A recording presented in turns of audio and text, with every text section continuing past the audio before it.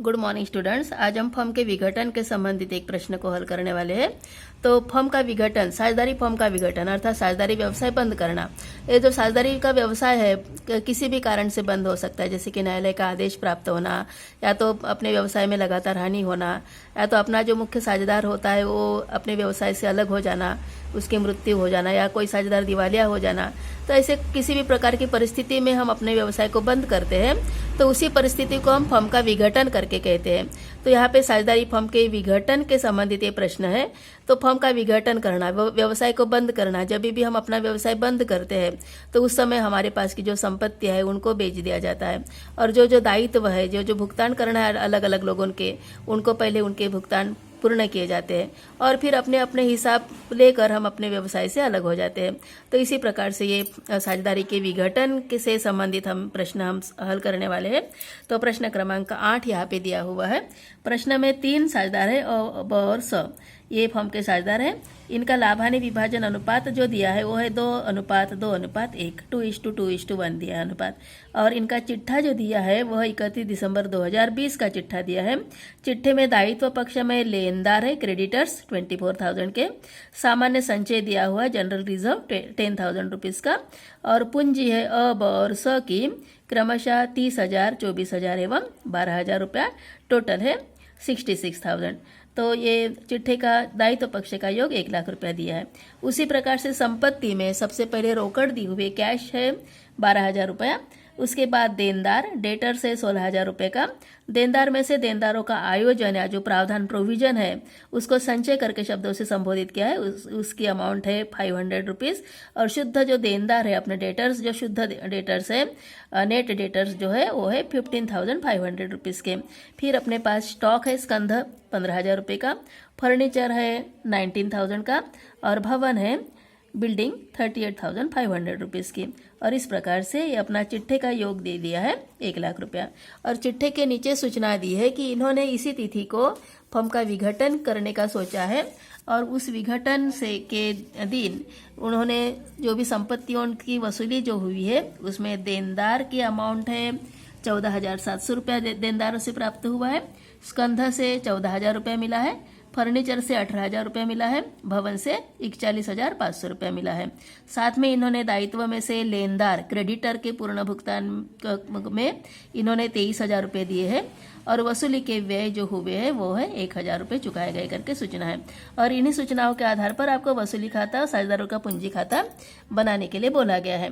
तो हम आवश्यक खाते बना के दिखाएंगे, 3 खाते बना के दिखाएंगे। अभी ये प्रश्न बहुत छोटा है तो 3 ही खाते मतलब कि आवश्यक खाते में आएंगे, वसूली खाता, साझेदारों के पूंजी खाते, और एक आखिरी में रोकड़ खाता यहाँ पे बनेगा, एक खाता एक्स्ट्रा बना लेंगे।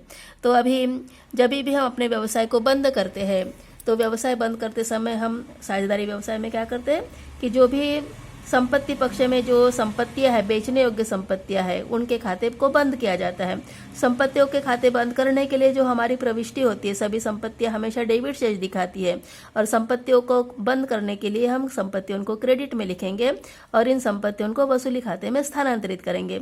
और इसीलिए हमारी जो प्रविष्टि होती है वसूली खाता डेबिट, और जो भी संपत्तियां है उन संपत्तियों के खाते से, और इसीलिए इस प्रविष्टि का प्रभाव वसूली खाते के रियलाइजेशन अकाउंट के डेबिट में पड़ेगा।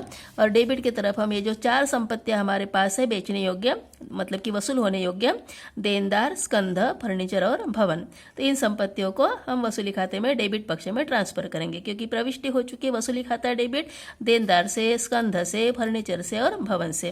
और इस कारण से यहाँ पे हमने 2 डेटर्स, 2 स्टॉक, 2 फर्नीचर, 2 बिल्डिंग ऐसे लिख लिए, और इनका बुक वैल्यू लिखे। अभी यहाँ पे हमें परिवर्तित मूल्य नहीं देखना है, हमें सिर्फ जो भी चिट्ठे में संपत्ति पक्ष में जो मूल्य दिया है उसी को बुक वैल्यू करके बोलते हैं, वही पुस्तक मूल्य है। उसी मूल्य पे आपको इन संपत्तियों को इसमें हस्तांतरित या स्थानांतरित या अंतरित करना है, ट्रांसफर करना है। तो इसको हमने पहले लिख लिए, और साथ में हमारे जो दायित्व है उस पर ध्यान देते हैं। दायित्व में यहाँ पे बाहरी दायित्व सिर्फ एक ही है, लेनदार। तो लेनदार मतलब कि क्रेडिटर जो है वो हमारा बाहरी दायित्व है। बाकी जो सूचना है सामान्य संचय ये तो साझेदारों में विभाजित होगा, और साझेदारों की पूंजी दी है वो आंतरिक दायित्व है। और इसलिए लेनदार को हम यहाँ पे क्या करेंगे, लेनदार का खाता बंद करेंगे, दायित्व का खाता बंद करेंगे। क्रेडिटर को बंद करने के लिए, क्रेडिटर मतलब कि दायित्व हमेशा क्रेडिट से दिखाते हैं, तो क्रेडिट को बंद करने के लिए हमें क्या करना पड़ता है, लेनदारों को डेबिट लिखना पड़ेगा और वसूली खाते से करके प्रविष्टि होगी। और उसी का ही प्रभाव यहाँ पे हमें वसूली खाते के क्रेडिट पक्ष में दिखाना पड़ेगा बाय क्रेडिटर्स अकाउंट। और जो हमारे पास देनदारों में से जो संचय या प्रोविजन जो घटाकर दिखाया गया था, आयोजन जो घटाकर दिखाया गया था 500 रुपया, उसका संपत्ति से कम होने से संबंध है उसका, और इसीलिए जो प्रोविजन है उसको हम यहाँ पे क्रेडिट में ट्रांसफर करेंगे। तो by reserve on debtors account करके हम यहाँ पे 500 रुपीज़ लिखेंगे। तो इस टाइप से 4 संपत्तियां डेबिट में आ चुकी है, एक दायित्व क्रेडिट में ट्रांसफर हो चुका है। सभी संपत्तियों को डेबिट में ट्रांसफर करना है, सभी दायित्वों को क्रेडिट में ट्रांसफर करना है। एक ही दायित्व था, उस दायित्व को हमने यहाँ पे क्रेडिट में ट्रांसफर किया है। देनदारों में से जो संचय या आयोजन घटाकर दिखाया था उसको यहाँ पे विपरीत पक्ष में, संपत्ति के विपरीत पक्ष में लिख लिए। संपत्तियां डेबिट में आ गया, तो जो घटाया हुआ मत था वो क्रेडिट में यहाँ पे आ चुका है। तो इस टाइप से चिट्ठे के आधार पर हमारी ये शुरू की 2 प्रविष्टियां हो गई। डेबिट में 4 संपत्तियां आ चुकी है, क्रेडिट में एक दायित्व और एक आयोजन आ चुका है। देनदारों पर डूबत ऋण के लिए आयोजन यहाँ पे ट्रांसफर हो चुका है। अभी उसके बाद चिट्ठे के नीचे जो प्रश्न में सूचना थी उन सूचनाओं पर ध्यान देते हैं। तो सूचनाएं जो दी थी कि इन्होंने अपने व्यवसाय को समापन करने का निर्णय लिया है और संपत्तियों की जो वसूली हुई है देनदार से, स्कंध से, फर्नीचर से और भवन से, तो जो भी संपत्तियों से वसूली जो होती है, मतलब कि संपत्तियां बेचकर जो रकम हमें प्राप्त होती है, उस रकम को प्राप्त करने के लिए हम प्रविष्टि करते हैं रोकड़ खाता डेबिट और वसूली खाते से। और उसी का प्रभाव यहाँ पे हम इधर दिखाएंगे। वसूली खाता रोकड़ खाता डेबिट हो चुका है वसूली खाते से, इसलिए वसूली खाते के क्रेडिट में उसका प्रभाव दिखेगा बाय कैश अकाउंट, मतलब कि रोकड़ खाते से करके दिखाएंगे। और जिन जिन संपत्तियों से जो जो रकम प्राप्त हुई है, जो चिट्ठे के नीचे की सूचना में जो रकम प्राप्त होते हुए दिखा दी गई है, उनको यहाँ पे हम लिखेंगे। देनदारों से हमें जो प्राप्त हुआ है रकम वो है 14,700, फर्नीचर से जो रकम प्राप्त हुई है वो है 18,000, भवन से जो रकम प्राप्त हुई है वो 41,500, और स्टॉक से, स्कंध से जो रकम प्राप्त हुई है वो है 14,000। अर्थात सभी संपत्तियां, चारों संपत्तियां बेचकर हमें जो रकम मिली है वो है, टोटल रकम है 88,200 रुपया। इसके लिए प्रविष्टि हमारी हो चुकी थी रोकड़ खाता डेबिट वसूली खाते से, और इसीलिए वसूली खाते की क्रेडिट में संपत्तियों की वसूली का प्रभाव क्रेडिट पक्ष में वसूली खाते के पड़ा है। ठीक है, तो इस टाइप से ये 88,200 रुपये की एंट्री यहाँ पे वसूली खाते के क्रेडिट में दिखी। और फिर आगे का सेंटेंस था, लेनदारों को पूर्ण भुगतान में इन्होंने 23,000 रुपये दिए और साथ में वसूली के व्यय भी 1,000 रुपये चुकाए। तो जो भी कुछ भुगतान यहाँ पे किया जाता है, जो भी दायित्वों को हम रकम चुकाते हैं या तो किसी प्रकार के व्यय चुकाते हैं, वसूली के व्यय मतलब कि संपत्तियां बेचने के व्यय या तो दायित्वों को चुकाने के लिए जो व्यय है, तो उन्हीं को वसूली व्यय करके बोला जाता है। तो जो भी व्यय हम चुकाएंगे तो उनका प्रभाव वसूली खाते के डेबिट में पड़ेगा, क्योंकि उसके लिए प्रविष्टि हमारी बनती है वसूली खाता डेबिट रोकड़ खाते से, और उसी का ही प्रभाव यहाँ पे डेबिट पक्ष में पड़ेगा। और उसके लिए हम लिखेंगे टू कैश अकाउंट। लेनदारों को हमने चुकाए है 23,000 रुपया, और जो वसूली व्यय है डिसोल्यूशन एक्सपेंसेस जो है वो है 1,000 रुपया, मतलब कि हमारे पास की कुल रकम जो हमने चुकाई है वो है 24,000 रुपया।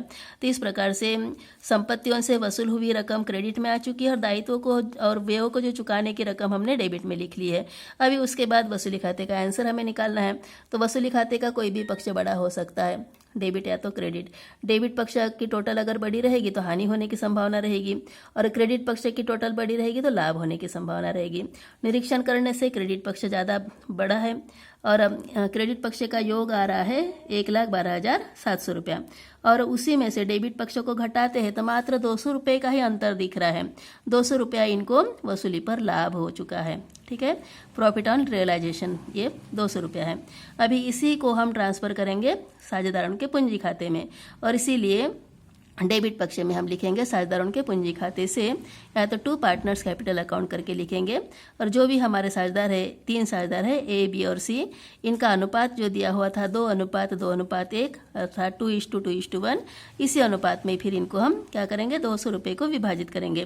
तो 200 रुपये का 2/5, 200 रुपये का 2/5 फिर से, और 200 रुपये का 1/5 सी के हिस्से में। और उस प्रकार से ये जो 2/5, 2/5, 1/5, इस प्रकार के 200 रुपये का डिवीजन जब हमने किया तो तीनों के हिस्से में आ गया 80, 80 और 40 रुपया। तो इस प्रकार से वसूली खाता यहाँ पे कंप्लीट हो गया। फिर उसके बाद हम दूसरा खाता बनाएंगे, साझेदारों का पूंजी खाता।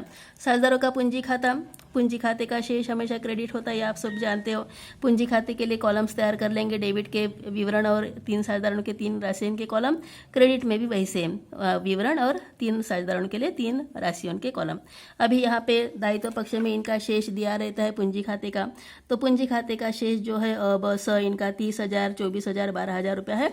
इनको हमें क्रेडिट में लिखना पड़ता है क्योंकि पूंजी खाते का शेष हमेशा क्रेडिट ही होता है, उसको हमें बाय बैलेंस ब्रॉट डाउन करके यहाँ पे हम लिखेंगे। दायित्व पक्ष में दिया हुआ शेष हमेशा क्रेडिट रहेगा और इस कारण से यहाँ पे हमने तीनों की पूंजी दायित्व में दी गई थी, इसलिए क्रेडिट पक्ष में इनका जो पूंजी का बैलेंस है वो यहाँ पे हमने ट्रांसफर कर दिया है, 30,000, 24,000 और 12,000। फिर उसके बाद दायित्व पक्ष में सामान्य संचय दिया हुआ था, तो जब कभी भी दायित्व पक्ष में सामान्य संचय या तो लाभ हानि खाता वगैरह रहता है तो उसको हमें विभाजित करना पड़ता है उनके दिए हुए अनुपात में, और सामान्य संचय को इसलिए हम क्या करेंगे, तीनों में विभाजित करके दिखाएंगे। इसको भी हमें क्रेडिट में ट्रांसफर करना है साझेदारों के पूंजी खाते में। तो साझेदारों के पूंजी खाते में हमारा सेकंड मद रहेगा सामान्य संचय खाते को बाय जनरल रिजर्व अकाउंट। अभी जो हमारे पास जनरल रिजर्व जो था, सामान्य संचय जो था वो था 10,000 रुपया। 10,000 रुपये को 2:1 में हम विभाजित करेंगे तो 10,000 रुपये का 2/5 करते हैं तो 4,000 आएगा। दूसरे बी के लिए भी वही अमाउंट आएगी और सी के लिए अमाउंट आएगी 2,000 रुपया, क्योंकि 10,000 का 1/5 है। तो इस टाइप से ये 4,000, 4,000, 2,000 इनके कॉलम में हमने लिख लिया। फिर उसके बाद अभी जो हमने वसूली खाता बनाया था, वसूली खाते का आंसर यहाँ पे डेबिट में आ चुका था। इसी आंसर को लिखने के लिए हमें अपोजिट पक्ष में अर्थात क्रेडिट में जाना पड़ेगा, तो बाय रियलाइजेशन अकाउंट करके लिखोगे, ठीक है, वसूली खाते को। तो दोनों के हिस्से में 80-80 रुपया था और सी के हिस्से में 40 रुपया लाभ था। बस इतनी सूचना थी, अन्य कोई सूचना यहाँ पे प्रश्न में नहीं दी है। तो इन 3 सूचना हमारे यहाँ पे क्रेडिट में आ चुकी है, डेबिट में कुछ भी नहीं है। तो डेबिट में कुछ भी नहीं मतलब कि क्या है, जो भी टोटल है वही जो रकम है वह आपको डेबिट में लिखनी पड़ेगी। तो तीनों के कॉलम की जो टोटल है वह है ए के लिए 34,080 रुपया, बी के लिए 28,080 रुपया और सी के लिए 14,040 रुपया। अभी यही रकम क्या होगी, साझेदारों को वापस होगी व्यवसाय को बंद करते समय, और इसीलिए जो भी रकम वापस होने वाली है उसको हम यहाँ पे, अभी व्यवसाय बंद होने वाला है इसलिए टू बैलेंस कैरी डाउन वगैरह नहीं लिखना है, बल्कि क्या लिखना है, टू कैश अकाउंट या तो टू बैंक अकाउंट करके लिखेंगे। वैसे संपत्ति में कैश करके उल्लेख है इसलिए टू कैश अकाउंट लिखना ज़्यादा उचित रहेगा। तो ए के लिए 34,000,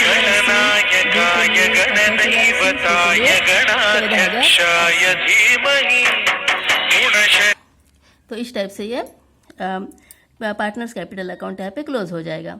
तो इनको जो भी रकम वापस होने वाली है ए बी सी को, यह क्रमशः रहेगी 34,080, 28,080 एवं 14,040 रुपया। फिर उसके बाद हमारा तीसरा जो खाता रहेगा रोकड़ खाता बनेगा। अभी रोकड़ खाते में हम क्या लिखेंगे, रोकड़ खाता बना लेंगे। रोकड़ खाते के लिए कैश अकाउंट करके हेडिंग डाल सकते हो। 4 कॉलम्स तैयार करोगे, विवरण राशि या तो पर्टिकुलर अमाउंट। अभी रोकड़ खाता ये सबसे आखिरी वाला खाता, अगर आवश्यक खाते बनाइए करके पूछा जाएगा तो ये 8 अंकों के लिए प्रश्न आएगा। और ये अभी यहाँ पे जो बुक में क्वेश्चन दिया था वो सिर्फ वसूली खाता और पूंजी खाता बनाने के लिए प्रश्न, ये सिर्फ 6 अंकों के लिए प्रश्न था। अभी 8 अंकों के लिए करना है तो एक खाता और एक्स्ट्रा बनेगा। तो इस खाते के लिए अभी रोकड़ खाता बनाना है हमें। रोकड़ खाता बनाने के लिए डेबिट और क्रेडिट 2-2 कॉलम्स हम तैयार कर चुके हैं। और डेबिट में सबसे पहले संपत्ति पक्ष में जो रोकड़ दिया हुआ है, तो रोकड़ का शेष हमेशा डेबिट होता है, ये सभी आप जानते होंगे। तो यहाँ पे हम सबसे पहले लिखेंगे टू बैलेंस ब्रॉट डाउन। ये 12,000 रुपया रोकड़ का बैलेंस दिया है। उसके बाद जो भी वसूली खाते में जो भी सूचनाएं आ चुकी थी जिसमें कैश करके उल्लेख था, उन सूचनाओं का प्रभाव यहाँ पे कैश अकाउंट में रोकड़ खाते में पड़ेगा। तो संपत्तियों से जो वसूली हुई थी 88,200 रुपये की, उसके लिए हमने प्रविष्टि की थी cash account debit to realisation account, ऐसे प्रविष्टि की थी। और इसीलिए कैश अकाउंट के डेबिट में आपको लिखना पड़ेगा टू रियलाइजेशन अकाउंट 88,200, ये संपत्तियों की वसूली से प्राप्त रकम है, ठीक है। तो वसूली खाते से करके लिख सकते हो 88,200 रुपया। और ये हो गया संपत्तियों से वसूल हुई रकम। और फिर हमने दायित्वों को चुकाया था, व्यय भी चुकाए थे, उसका प्रभाव जो था 24,000 रुपये की जो एंट्री थी, लेनदारों का भुगतान किए थे, क्रेडिटर्स को चुकाए थे 23,000 और वसूली के व्यय चुकाए थे 1,000 रुपया। उसके लिए प्रविष्टि हमारी हो चुकी थी वसूली खाता डेबिट रोकड़ खाते से, तो उसी का ही प्रभाव यहाँ पे रोकड़ खाते में अर्थात कैश अकाउंट के क्रेडिट में पड़ेगा बाय रियलाइजेशन अकाउंट, या तो वसूली खाते को करके लिखोगे 24,000 रुपये, अर्थात 23,000 और 1,000 टोटल मिला के 24,000 रुपया। और फिर वसूली खाते का प्रभाव यहाँ पे आ चुका है रोकड़ खाते में। अभी पार्टनर्स कैपिटल अकाउंट हमने बना लिया था, और पार्टनर्स कैपिटल अकाउंट का जो भी बैलेंस था जो हमने कैश अकाउंट में ट्रांसफ़र किया था, तो वही रकम जो थी ए के लिए 34,080, बी के लिए 28,080 और सी के लिए 14,040। तो वही है इन तीनों साझेदारों के हिसाब को पूर्ण करने वाली रकम। तो ए को चुकाने पर ए वापस लेके जाएगा 34,080, बी वापस लेकर जाएगा 28,080 और सी को वापस लेने पड़ेंगे 14,040 रुपया। तो इस टाइप से जो इनको कैश पेमेंट होगा, तीनों को भी रकम वापस होने वाली, तीनों का हिसाब पूर्ण करते समय 34,080, 28,080 एवं 14,040। तो इसका प्रभाव यहाँ पे क्रेडिट पक्ष में पड़ा। पार्टनर्स कैपिटल अकाउंट के डेबिट में जो रकम है उसको अपोजिट पक्ष में कैश अकाउंट में लिखेंगे, और इस रकम को लिखने के बाद और तो अन्य कोई सूचना नहीं थी, दायित्व पक्ष में साझेदार का ऋण वगैरह कोई सूचना नहीं थी, इस कारण से बस कैश अकाउंट में इतनी ही सूचनाएं आएगी, और इसी सूचनाओं के आधार पर कैश अकाउंट अपना टैली हो जाएगा। दोनों पक्ष एक समान आएंगे, जितनी रोकड़ हमारे पास थी उतनी रोकड़ का तुरंत विभाजन हो चुका है। तो डेबिट में अपने पास बैलेंस 12,000 रुपये था और संपत्तियों से प्राप्त रकम थी 28,200, अर्थात टोटल हो चुके 1,02,000 रुपया। और जो भुगतान किए हैं लेनदार उनको चुकाए, क्रेडिटर्स को चुकाए थे 23,000, वसूली के व्यय चुकाए थे 1,000, मतलब कि टोटल हो चुका था 24,000। फिर ए को चुकाने पड़े हैं, मतलब कि ए को हमने रकम वापस की है 34,080 रुपया, बी को हमने रकम वापस की है 28,080 रुपया, और सी को हमने रोकड़ वापस की है 14,040 रुपया। टोटल करके देख लेते तो बराबर आ जाता है 1,02,000 रुपया। तो इस प्रकार से ये जो अपना फर्म के विघटन के संबंधित जो प्रश्न है वह पूर्ण हो जाता है, और सभी साझेदार अपना अपना हिसाब पूर्ण करके अपने व्यवसाय से निकल जाते हैं, दूर हो जाते हैं। तो इसी प्रकार से ये व्यवसाय का विघटन, फर्म का विघटन के संबंधित प्रश्न था। तो समझ में आ चुका होगा, तो ठीक से प्रैक्टिस करना है। फर्म के विघटन के संबंधित प्रश्न बिल्कुल सरल होते हैं। अगर आप प्रैक्टिस करते हो तो अच्छी तरह से इन प्रश्नों को आप आराम से सॉल्व कर सकते हो।